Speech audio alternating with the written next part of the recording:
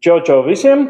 Tātad tagad turpinājums. Pirms tam bija video, kā uztaisīt plauktu. Tagad taisīsim video, kā šo plauktiņu pielikt pie sienas. Skatāmies, mums plauktu turētājiem ir 4 caurumi. Tātad mums vajadzēs 4 reģipša dībeļus. Lūk, 4 reģipša dībeļi. Un attiecīgi pie viņiem vajadzēs 4 skrūvītes.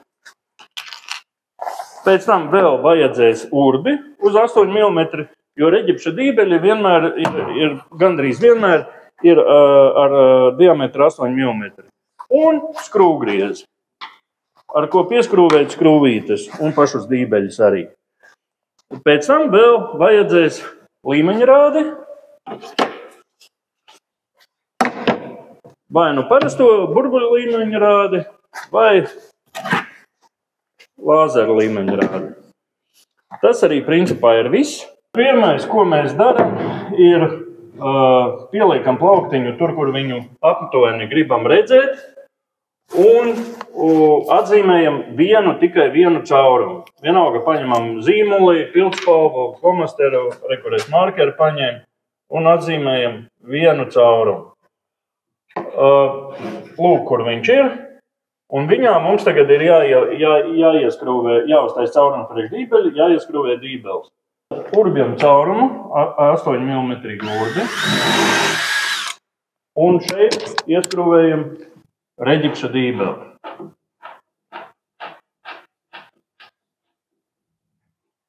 Lūk.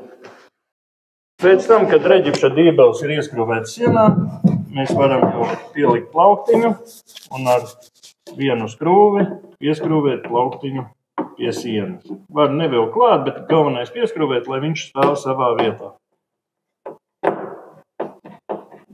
Lūk, tik tālu ir.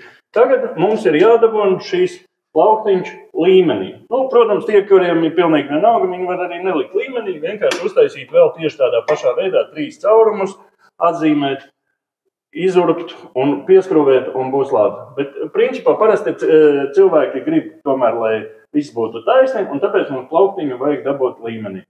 Līmenī var dabūt vairākos veidos. Viens no veidiem ir parastais burbuļu līmeņrādis. Tur ir uzliekot līmeni, jāskatās, lai šis te burbulis būtu pa vidu starp iedaļām, un tā tad ir taisnas līmenis. Tagad var atzīmēt precīzi vietas urbumiem un skrūvēm, un viss būs smuki. Otrs variants ir lāzeru līmeņrādis. Tas ir šāda, izveidojas līnija, kuru atkal mēs redzam taisni, atkal varam atzīmēt, visu tieši tāpat un likt klāt, un viss būs skaisti. Un ir trešais variants, kuru tūlīt es jums parādīšu, bet tad mums ir bišķiņ jāaiziet atpakaļ, jāatgriežas. Un trešais variants ir savienoto trauku princips. Atrodam mājās kaut kādas, piemēram, glāzes ar vienādiem uzrakstiem. Manā gadījumā tas ir, protams, grāns, un ielejam tur tēju. Vienādā līmenī, lai ir tieši līdz uzlīmē.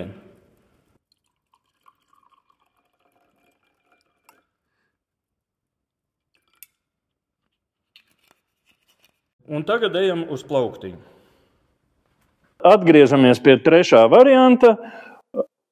Liekam vienu trauku liekam vienā pusē, otru trauku liekam plauktiņa otrā pusē. Un skatāmies, lai līnijas būtu paralēlas teksta apakšai.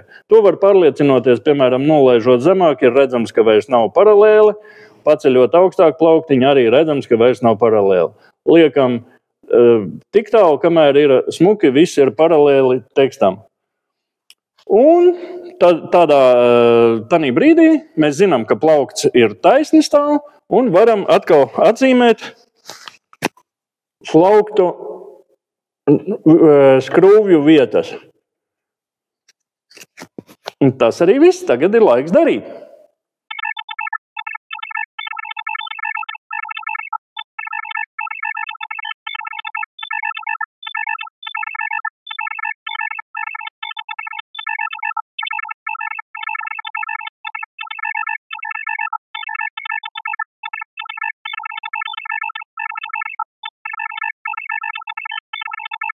Un lūk, tādā veidā plauktiņš ir klāt pie sienas, un viņu var mierīgi lietot.